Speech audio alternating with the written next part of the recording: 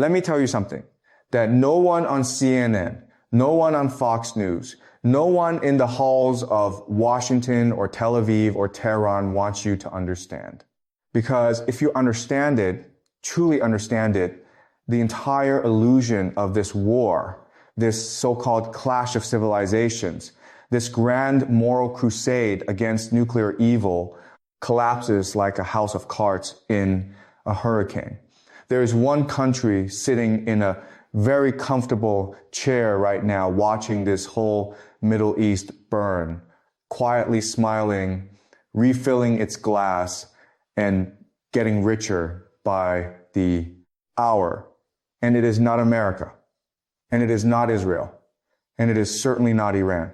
Before I tell you who it is, I want you to think like a historian, not like a journalist who tells you what happened yesterday, not like a politician who tells you what they want you to feel. Think like someone who looks at centuries, not news cycles. Because history is not a collection of accidents. History is a chessboard. And the players who win are not the ones making the loudest moves. They are the ones who set up the board 3 moves before the game even begins. Now, I have been studying geopolitics for over 2 decades. I have lived in China. I have watched the United States from the inside and the outside. I have watched how empires behave when they feel threatened. And I have watched how rising powers behave when they sense opportunity.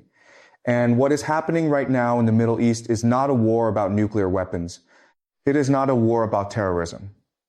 It is not even a war about Israel's security. Those are the costumes this war is wearing.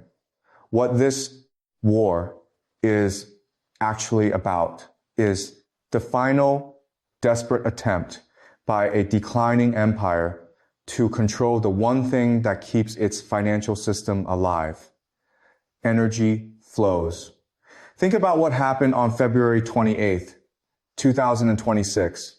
The United States and Israel launched nearly 900 strikes in 12 hours. They killed the supreme leader of Iran. They assassinated top generals. They bombed nuclear sites, missile facilities, military infrastructure.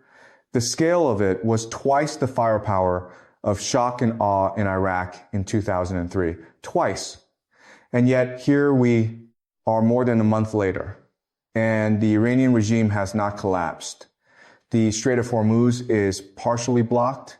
Oil is above $90 a barrel. American soldiers are dying in Kuwait, in Bahrain, in Iraq. Hezbollah is firing rockets into northern Israel again. Lebanon is being invaded again. And the United States cannot rally a single major ally to its side. Ask yourself a simple question. Who benefits? Not emotionally, not ideologically. Who benefits structurally, financially, strategically? When you ask that question with cold, clear eyes, the answer points in one direction and one direction only. It points to Beijing. China is not in this war. China has not fired a single missile. China has not sent a single soldier. China has not even raised its voice particularly loudly at the United Nations. And yet China is winning this war more decisively than any military power on the battlefield. Let me show you exactly how, layer by layer, because this is not simple. And anyone who tells you it is simple is either lying to you or has not done the homework. The first layer is energy. China is the world's largest importer of oil. For decades, this was considered China's greatest strategic vulnerability. If America controlled the Persian Gulf, if America controlled the sea lanes, if America could squeeze the Strait of Hormuz, it could theoretically strangle the Chinese economy. This was a foundational pillar of American grand strategy. Henry Kissinger understood it. Zbigniew Brzezinski understood it. Every serious American strategist understood that controlling Middle Eastern energy was fundamentally about containing China. Now, look at what is happening. The Strait of Hormuz is disrupted, but China signed long-term energy deals with Russia after 2022. China has been building pipelines through Central Asia for years. China has diversified its energy supply precisely because it anticipated this moment. Meanwhile, the disruption hurts Europe, hurts Japan, hurts South Korea, hurts every American ally far more than it hurts China. The very weapon America built to contain, China has misfired and is now hitting America's own alliance system. The second layer is the dollar. Here is something your financial news will not explain clearly enough. The entire American financial system, the reason America can print money, run deficits, maintain its military empire, rests on what economists call dollar hegemony. Oil is priced in dollars. If you want to buy oil, you need dollars.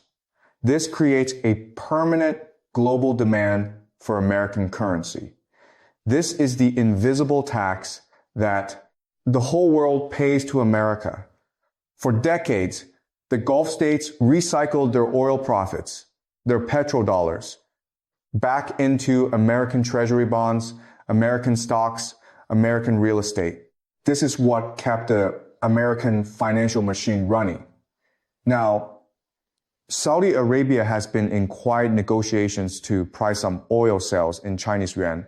The UAE has been doing the same. Iran obviously has been trading outside the dollar system for years. Every month that this war continues, every month that America looks like a destabilizing force in the Middle East rather than a security guarantor, the Gulf states edge slightly further away from the dollar system and slightly closer to Chinese-led alternatives. This war, which was supposed to demonstrate American power, is actually accelerating the erosion of the financial foundation of American power. The third layer is technology and manufacturing. While America is spending billions of dollars on missiles, on aircraft carriers, on munitions, on the enormous logistical cost of projecting military force 10,000 kilometers from its shores, China is spending its resources on semiconductors, on electric vehicles, on artificial intelligence, on Belt and Road Initiative that is quietly binding the economies of Africa, Southeast Asia, Central Asia, and Latin America to Beijing. Every cruise missile that hits a target in Iran costs approximately $1 to $2 million. China is using that equivalent investment to build infrastructure that will generate returns for decades. This is the fundamental strategic divergence of our era. America is investing in destruction. China is investing in construction, in infrastructure, in systems that quietly accumulate value over time. History has a way of revealing with almost brutal consistency which kinds of investments compound and which simply burn resources in the moment. Empires that build tend to leave legacies that endure. Empires that exhaust themselves in constant conflict often discover too late that power is not just about what you can destroy, but what you can sustain. And this brings us to a deeper layer of this conflict, one that goes beyond missiles and military headlines into the realm of perception, legitimacy, and long-term influence. The fourth layer is soft power. It is about how nations are seen, how their actions are interpreted, and whether they are perceived as stabilizing forces or disruptive ones. Across much of the global South Africa, Southeast Asia, Latin America, South Asia, and the broader Muslim world, there is a growing narrative about Western intervention that has been building for decades. When military action appears to override diplomatic possibilities, it reinforces that narrative, whether the full context is understood or not.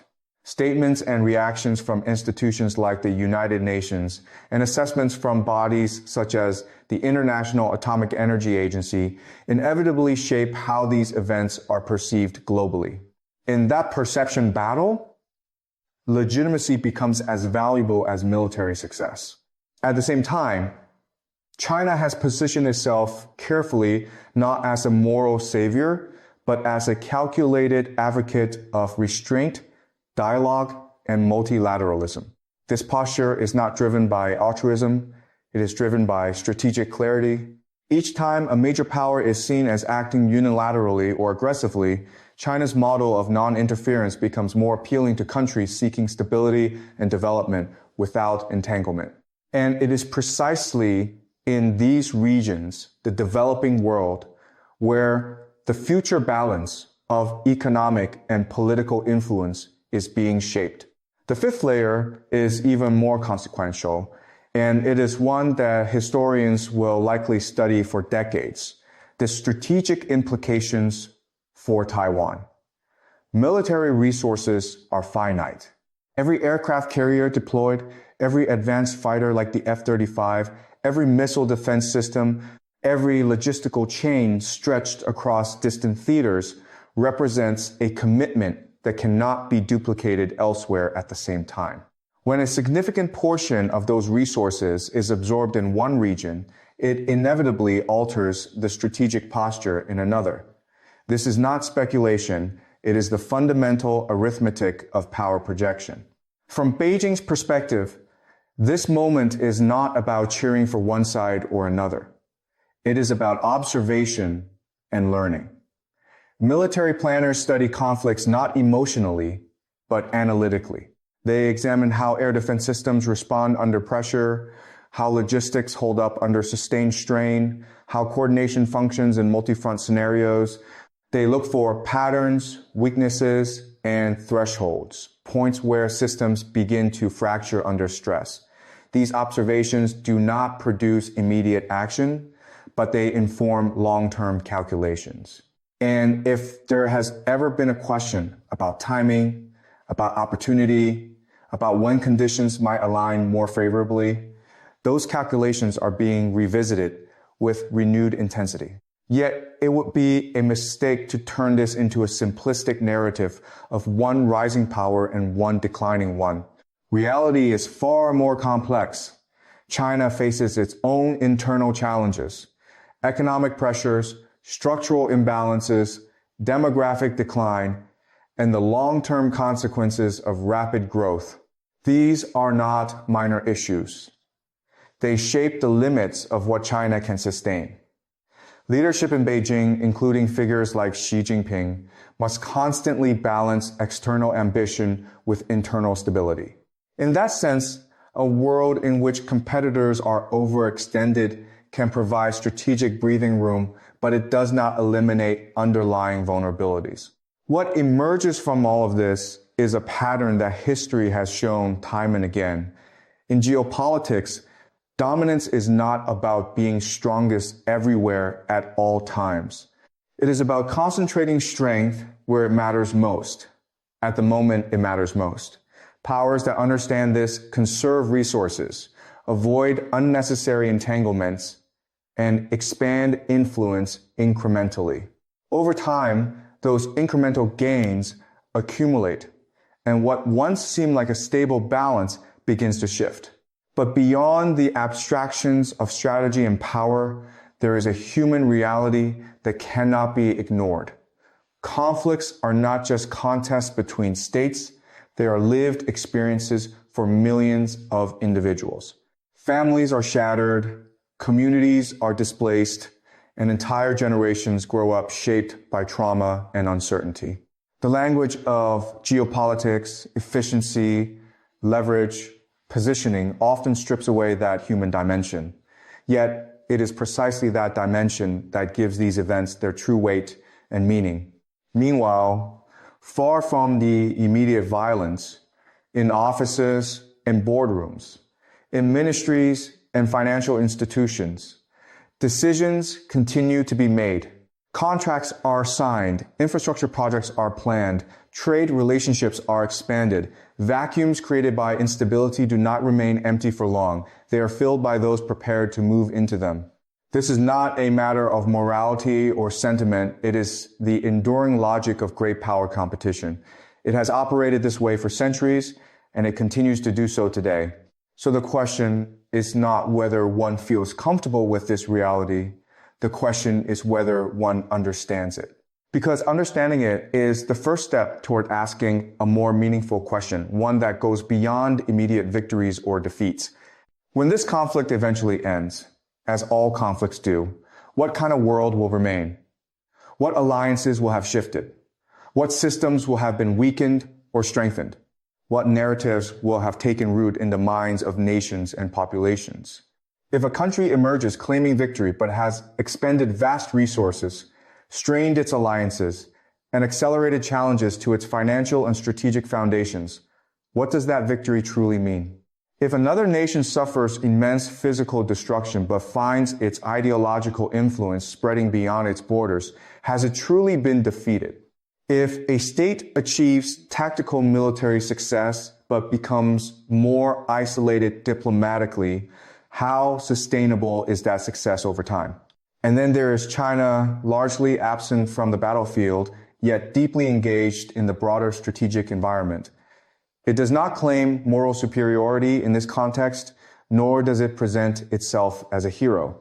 Instead, it operates with patience, focusing on long-term positioning, economic integration, and the steady accumulation of influence. Whether one views that approach with admiration, concern, or skepticism, it reflects a disciplined understanding of how power can be built without direct confrontation. In the end, the most important question is not who wins this war in the immediate sense. It is who defines what winning means in the decades that follow, because that definition, shaped by economics, perception, alliances, and strategic endurance, will determine not just the outcome of this conflict, but the structure of the world that emerges from it.